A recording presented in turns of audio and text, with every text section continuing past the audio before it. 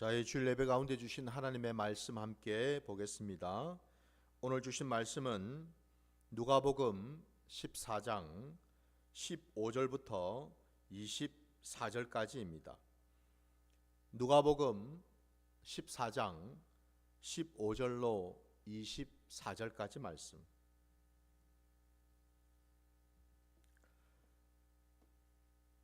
다 찾으신 줄 알고 말씀을 봉독하겠습니다.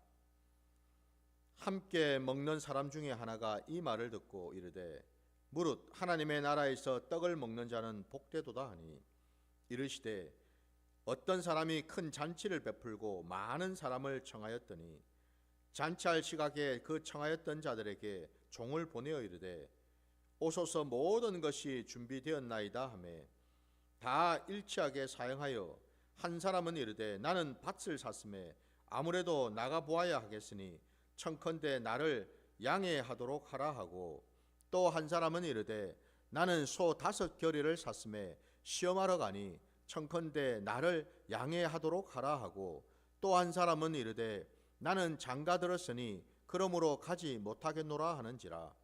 종이 돌아와 주인에게 그대로 고하니 이에 집주인이 노하여 그 종에게 이르되 빨리 시내 거리와 골목으로 나가서 가난한 자들과 몸 불편한 자들과 맹인들과 저는 자들을 데려오라 하니라. 종이 이르되 주인이여 명하신 대로 하였으되 아직도 자리가 있나이다. 주인이 종에게 이르되 길과 산 울타리가로 나가서 사람을 강권하여 데려다가 내 집을 채우라. 내가 너희에게 말하노니 전에 청하였던 그 사람들은 하나도 내 잔치를 맛보지 못하리라 하였다 하시니라. 아멘.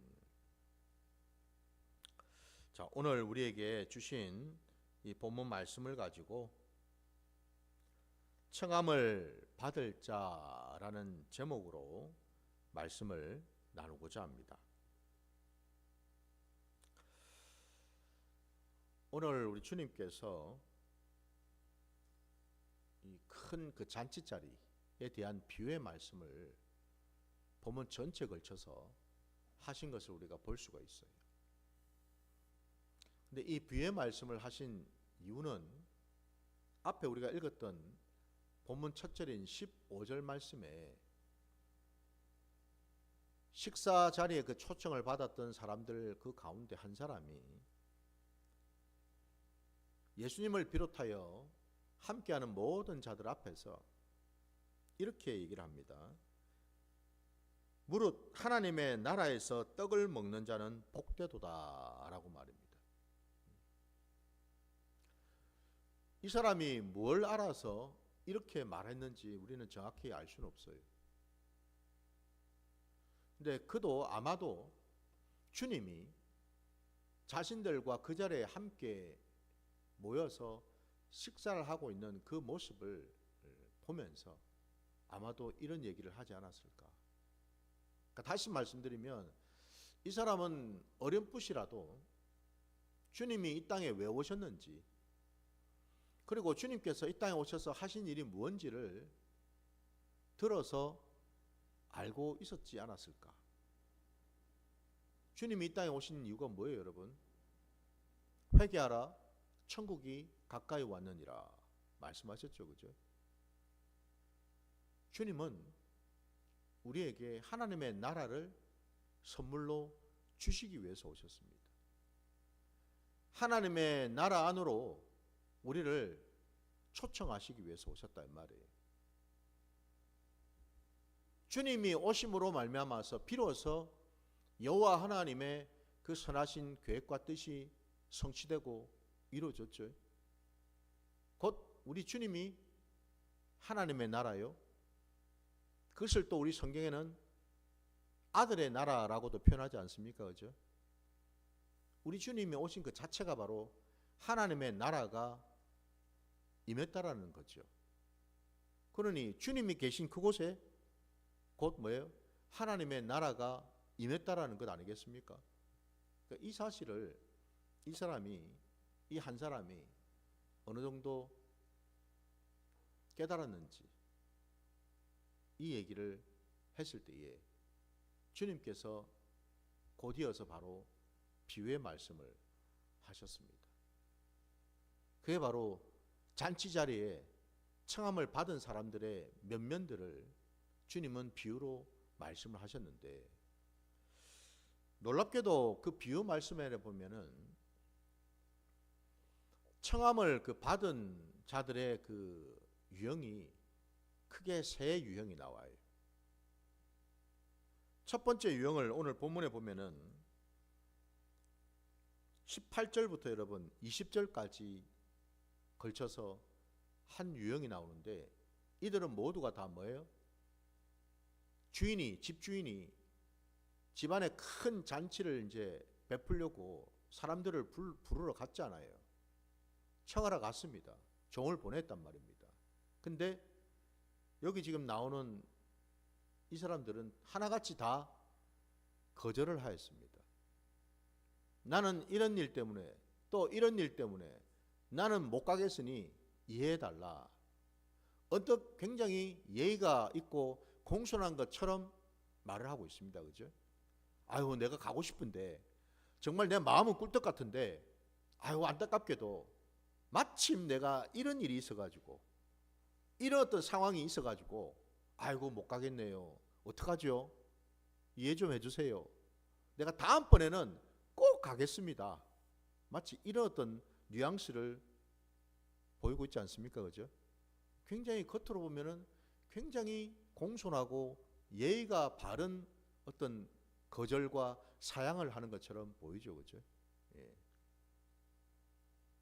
근데 그 뒤에 종으로부터 그 소식을 들은 주인이 진노해서 그 종을 다시 또 보내어서 사람들을 데려오라고 했는데, 그 데려온 사람들이 누구냐 봤더니 21절에 보니까 가난한 자들, 몸 불편한 자들, 맹인들, 저는 자들이었습니다.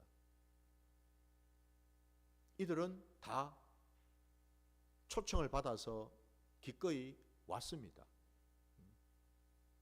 거절하지 아니하고 사양치 않고 그들은 왔습니다. 근데 종이 또 얘기를 합니다. 주인님, 아직도 자리가 빈 곳이 많습니다. 어떡할까요? 했더니 주인이 또 얘기를 합니다.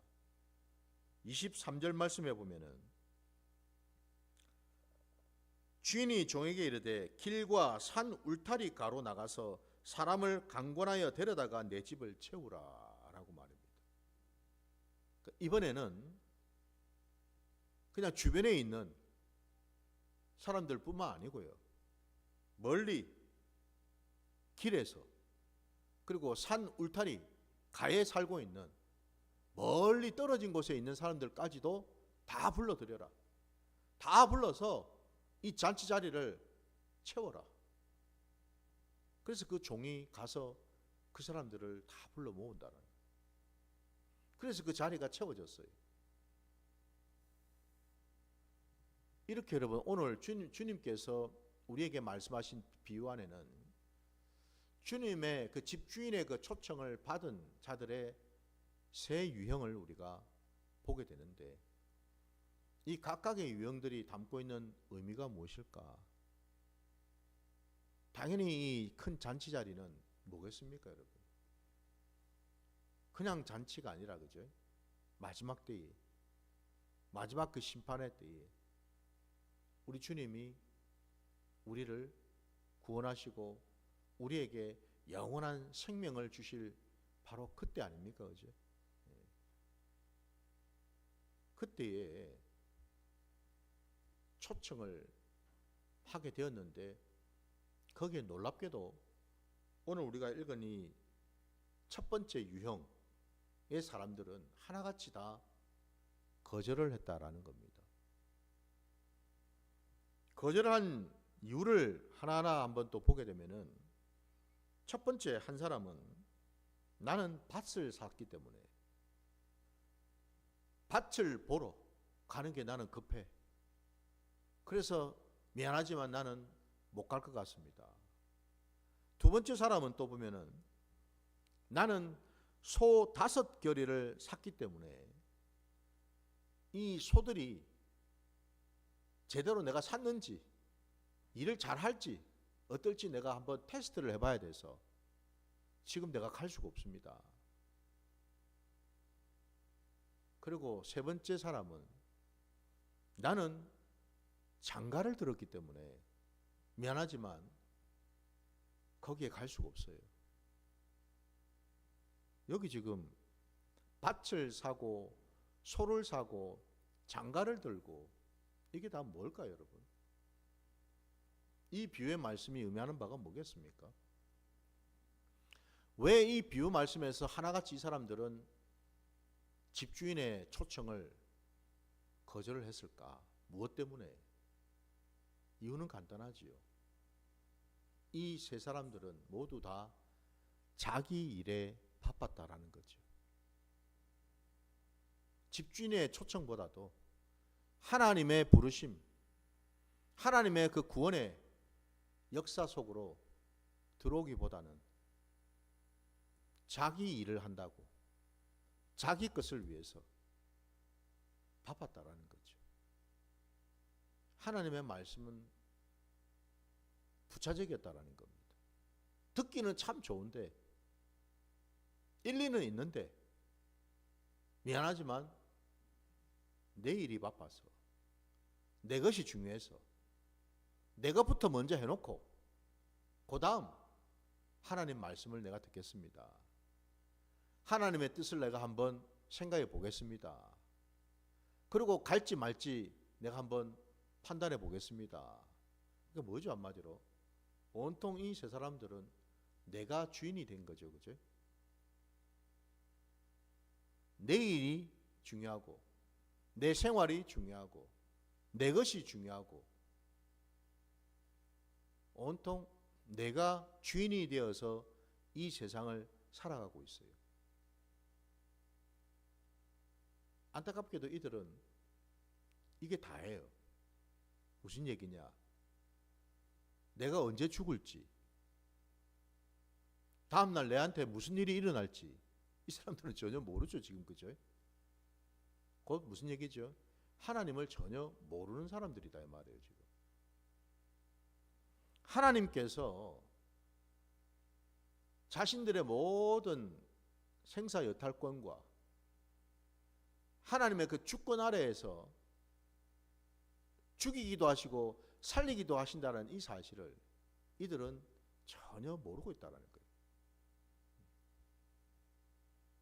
맹인과다 같은 자들이죠. 눈은 뜨고 있는데, 육신의 눈은 뜨고서 쳐다보고 있는데, 밭도 쳐다보고 있고 소도 쳐다보고 있고 장가를 들었으니까 신부도 쳐다보고는 있는데 맹인이더라는 거죠. 그죠? 한 치 앞도 내다볼 수 없는 존재라는 사실을 본인들은 모르고 있더라는 겁니다. 여기 지금 밭이 뭘까요, 여러분? 내가 밭을 샀어. 나의 소유, 나의 재산. 밭을 샀다라는 것은 뭘 말하겠어요?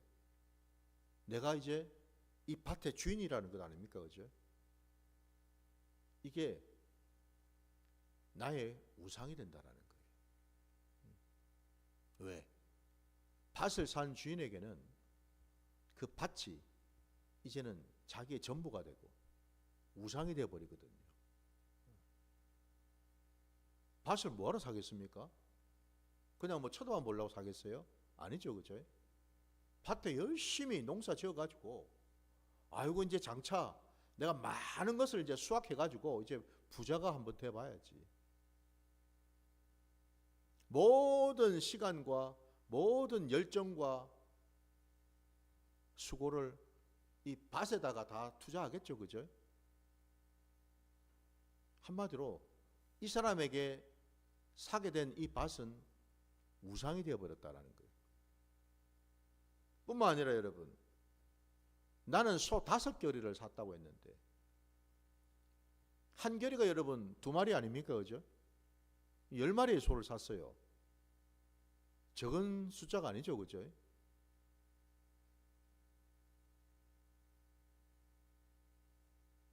소 5결의를 살 정도면은 제법 재력이 있다는 뜻이에요.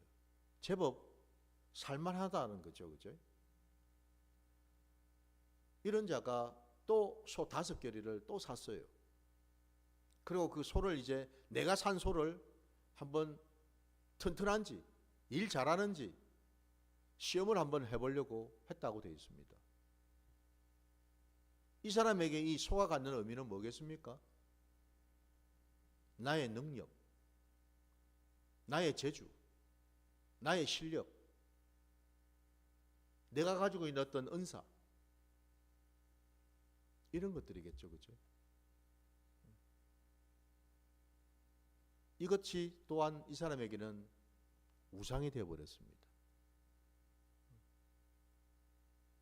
하나님보다도, 하나님의 말씀보다도 이 사람에게는 소가 더 중요해요. 내 힘이, 내 능력이 더 중요하더라 이 말입니다. 내가 가지고 있는 은사가 더 중요하더라 이 말입니다.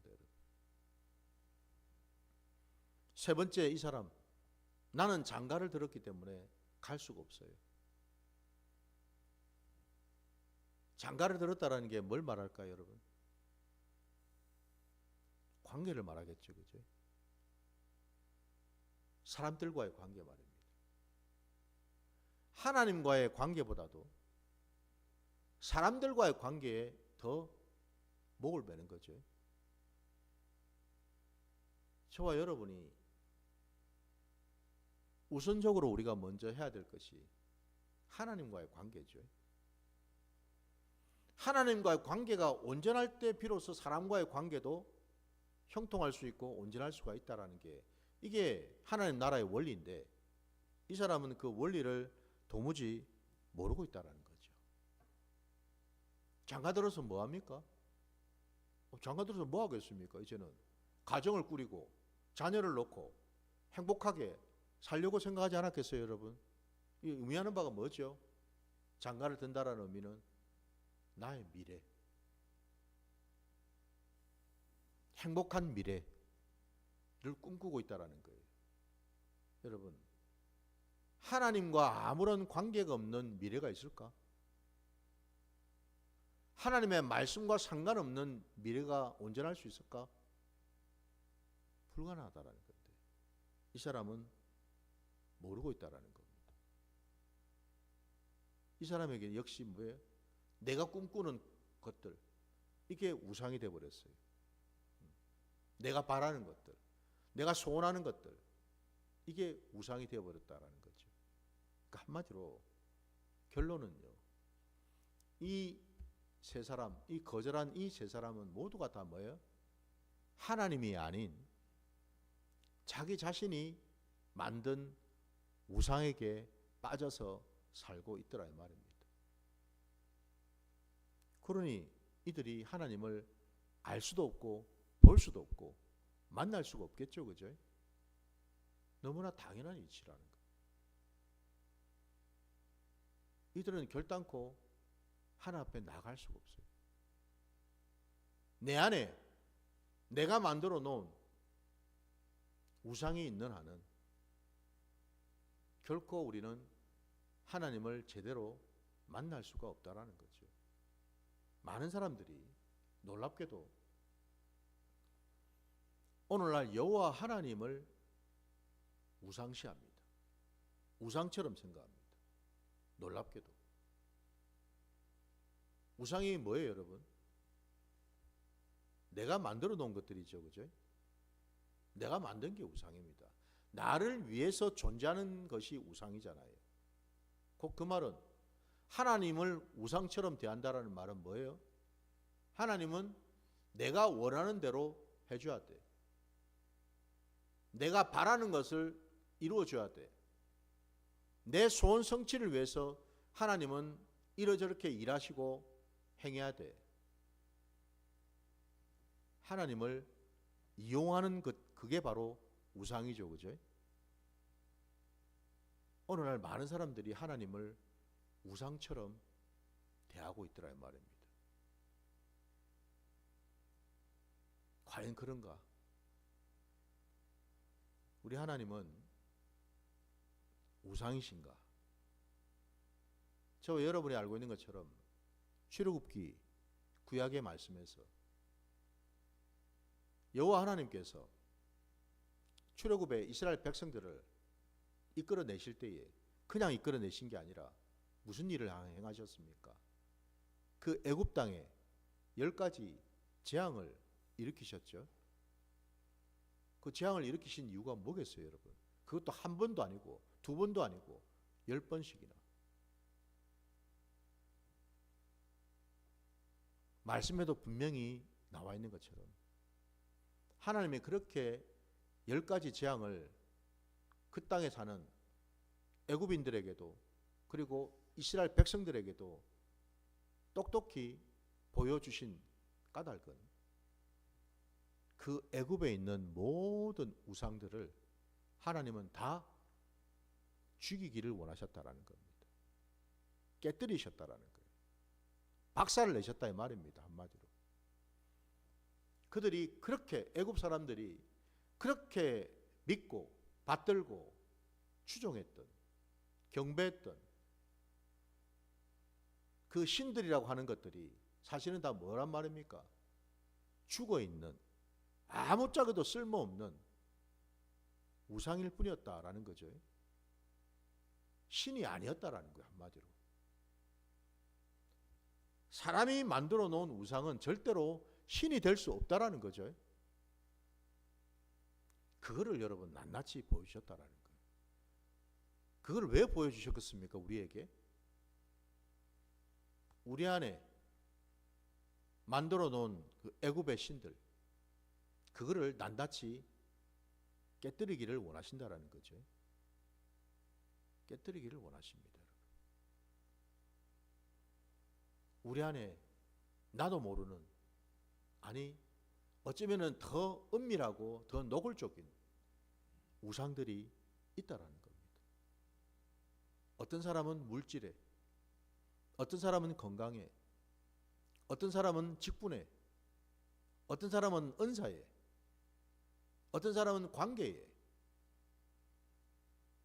이 모양 저 모양으로 각자마다 가지고 있는 우상들이 있다라는 거죠. 그게 있는 한은 절대로 우리는 하나님의 그 초청에 나아갈 수가 없다라는 겁니다. 이게 중요하다라는 거예요. 초청을 받고 안 받고가 이게 왜 중요합니까, 여러분? 그러니까 단순히 여러분 잔치 자리에 가고 안 가고 이 차원이 아니잖아요, 지금. 그죠? 내가 구원의 자리에 들어가느냐, 구원에서 멀어지느냐, 끊어지느냐, 지금 이 중차대한 시점 아닙니까? 그죠? 이겁니다, 이거.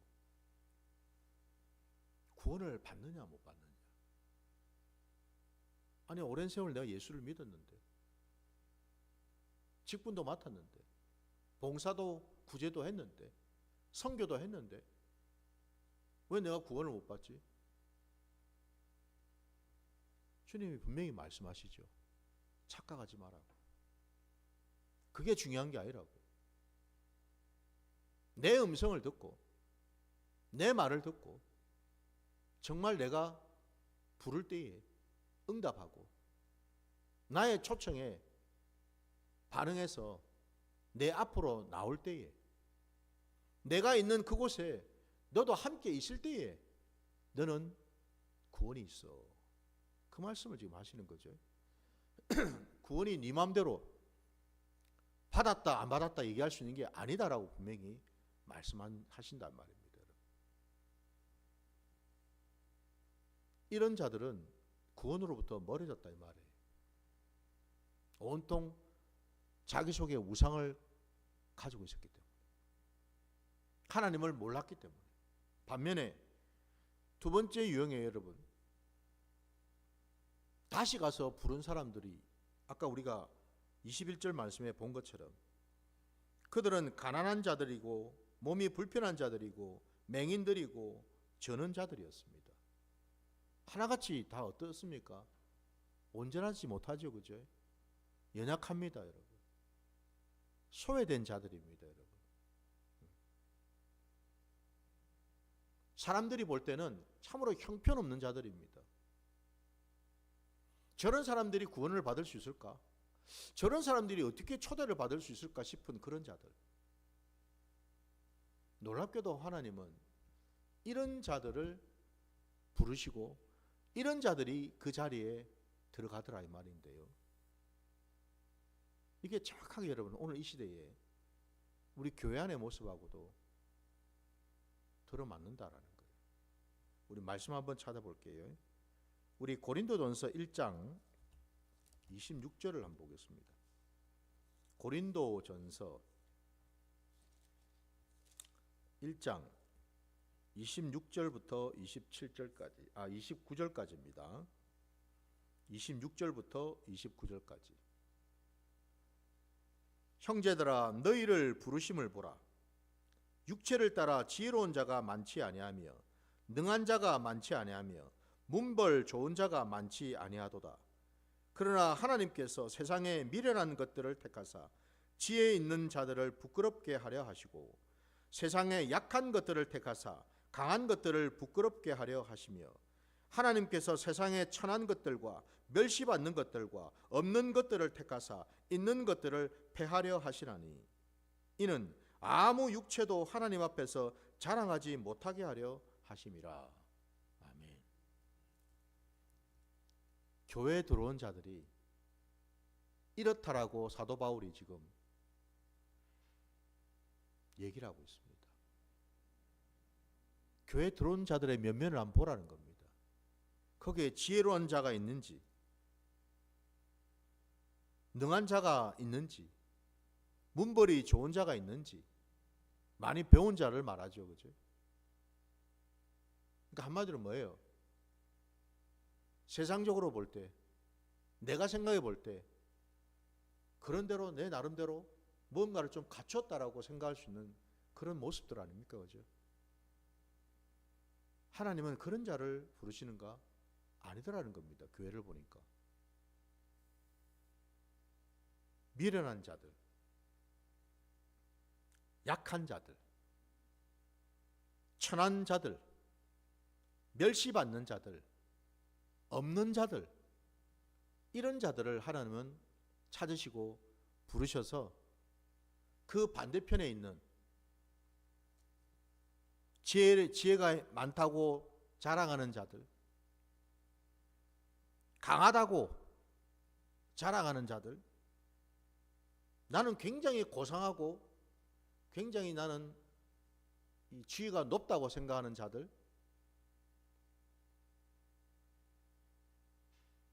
이런 자들을 하나님은 멀리 하시더라 말씀하십니다. 이 말씀이 여러분 불편하십니까? 나는 천하지 않은데, 나는 멸시받은 적이 없는데, 나는 약하지 않는데, 그래도 나는 좀 배웠는데, 내가 박사학위가 있는데, 그런 걸 가지고서 교회에서 자랑을 할 수 있겠습니까? 아니더라는 거죠. 하나님의 역사는, 하나님의 나라는 오히려 그 반대더라는 거죠. 끝자락에 하나님이 그 반대로 세상에 연약하고 어리석고 멸시받고 천하고 이런 자들을 부르신 이유가 뭐냐? 아까 29절 말씀에 아무 육체도 하나님 앞에서 결코 자랑치 못하게 하시려고 그리 하셨다고 말씀하셔요. 하나님 앞에서 여러분 자랑할 것이 있을까요? 어느 인생이든. 내가 돈이 이만큼 있는데, 내가 학벌이 내가 이만큼인데, 적어도 내가 이런저런 어떤 그런 이 전통 아래에 내가 있는데, 내가 지금 몇 대째 지금 신앙생활하고 있는데, 이런 직분을 내가 가지고 있는데 그걸 하나님 앞에서 여러분 자랑할 수 있을까요? 그거는 여러분 참 안타깝지만 사람들끼리 하는 얘기죠. 그죠? 그런 것들을 자랑한다는 그 자체가 이미 뭐예요? 하나님을 모른다라는 뜻이죠. 하나님의 말씀을 모른다라는 뜻이잖아요. 하나님의 말씀을 아는 자라면은 그렇게 반응할 수가 없다라는 거죠.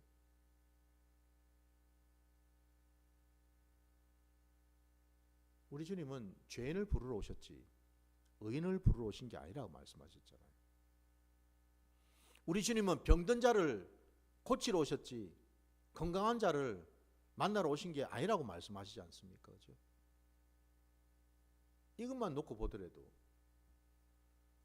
우리가 하나님 아버지 앞에서 내세우고 자랑할 것은 아무것도 없더라는 거죠.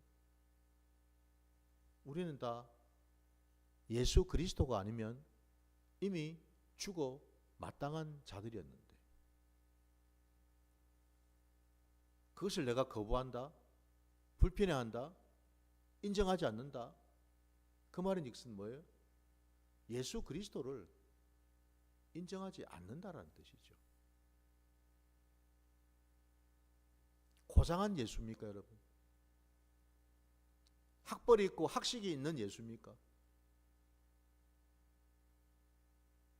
아니죠, 여러분. 주님이 이 땅에 어떻게 오셨고 어떤 모습으로 사셨고 어떻게 죽으셨는지를 우리가 본다면은 결코 그런 말을 할 수가 없죠. 그죠?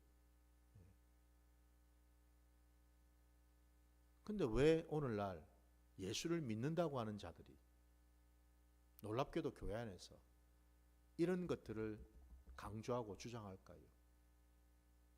지혜가 있고 문벌이 있고 이것저것 내가 가진 게 있고 왜 이런 것들을 은근히 자랑하고 주장할까요? 그거는 안타깝게도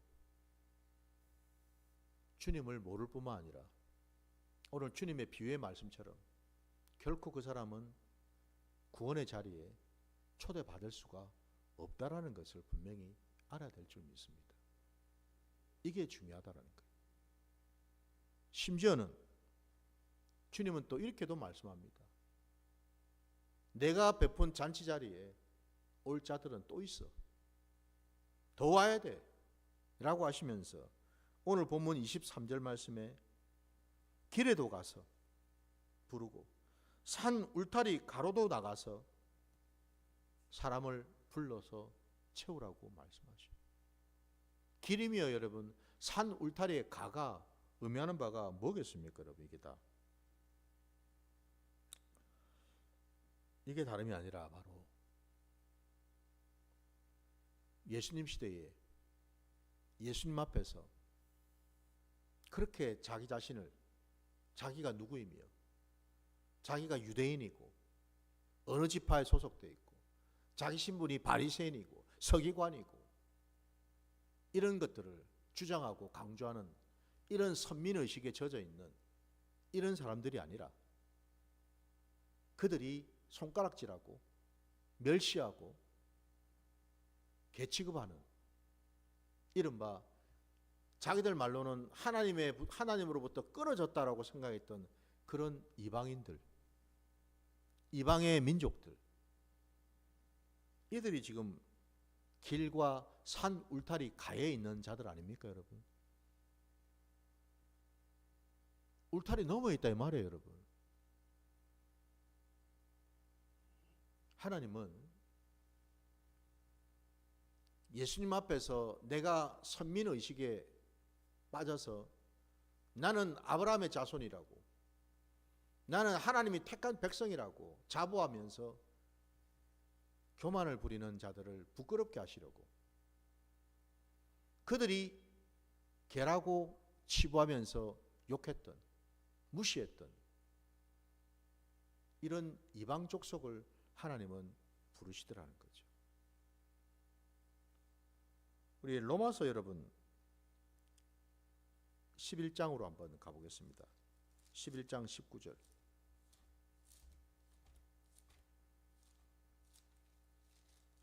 로마서 11장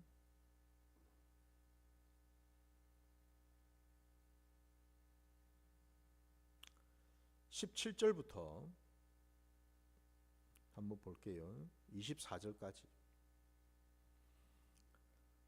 또한 가지 얼마가 꺾였는데 돌 감람나무인 내가 그들 중에 접붙임이 되어 참 감람나무 뿌리에 진액을 함께 받는 자가 되었은즉 그 가지들을 향하여 자랑하지 말라.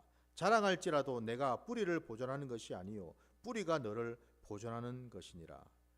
그러면 내 말이 가지들이 꺾인 것은 나로 접붙임을 받게 하려 함이라 하리니 옳도다. 그들은 믿지 아니함으로 꺾이고 너는 믿음으로 섰느니라. 높은 마음을 품지 말고 도리어 두려워하라. 하나님이 원 가지들도 아끼지 아니하셨은즉 너도 아끼지 아니하시리라. 한 여기까지만 보죠. 여기 지금 참 감람나무와 돌 감람나무가 나와요. 그죠? 이 돌 감람나무가 참 감람나무의 접붙임이 되었다라고 말씀합니다. 하나님께서는 하나님의 구원의 역사 속에 이 돌 감람나무를 붙들어 주셔가지고 참 감람나무에 접붙이셨어요. 곧 그들에게도 하나님은 구원의 계획을 가지고 계셨다라는 사실이죠. 누구를 통해서요? 이 땅에 오신 예수 그리스도를 통해서 말입니다. 예수 그리스도의 그 복음이 이방 족속들에게도 전도가 되고 전파됨으로 인해서 하나님은 창세전에 약속하신 대로 하나님이 택하신 자들, 부르신 자들을 다 불러 모으시더라 이 말입니다. 그게 이스라엘만이 아니었다라는 거죠. 그죠? 혈통과 육신을 통해서 만들어진 이스라엘이 아니라 하나님이 원하신 구원의 경륜 속에는 영적인 이스라엘을 말하는 거죠. 정말 하나님의 백성, 하나님이 창세전에 예비하시고 택하신 그 백성들을 하나님은 부르시더라 말입니다. 거기에 저와 여러분이 있기를 주의 이름으로 축원합니다. 하나님은 놀라운 이 경륜 속에서 우리를 부르셨다라는 겁니다. 여러분. 그러니 우리가 원래는 어디에 있었어요? 길에 있었고 산 울타리 가에 있었던 자들 아닙니까? 그죠? 근데 감사하게도 그런 우리를 다 불러주셨다라는 거. 이게 하나님의 은혜요 하나님의 구원인 줄 믿습니다. 끝으로 여러분 오늘 마지막 그 본문 24절 말씀에 내가 너희에게 말하노니 전에 청하였던 그 사람들은 하나도 내 잔치를 맛보지 못하리라 하였다 하시니라. 그러면 여러분 오늘 이 비유의 말씀 속에서 잔치 자리에 참여를 하게 된 자들은 누구인가? 그들은 왜 참여할 수 있게 되었는가? 이를 우리가 봐야죠. 여러분 우리 계시록 마지막으로 계시록 22장 11절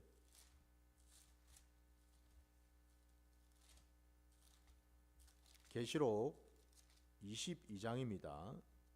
11절부터 15절까지 말씀 보겠습니다.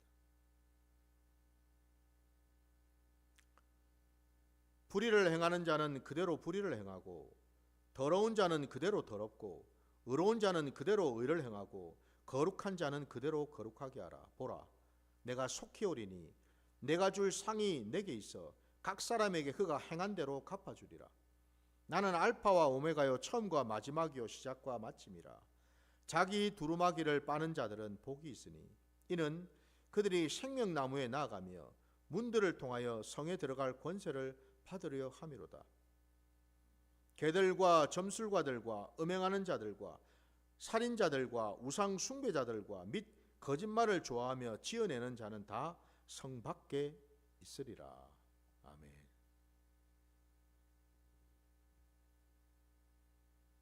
주님이 비유로 말씀하신 그 잔치 자리에 들어갈 수 있었던 자들은요, 14절에 자기 두루마기를 빠는 자들이었다라는 겁니다. 무엇으로요?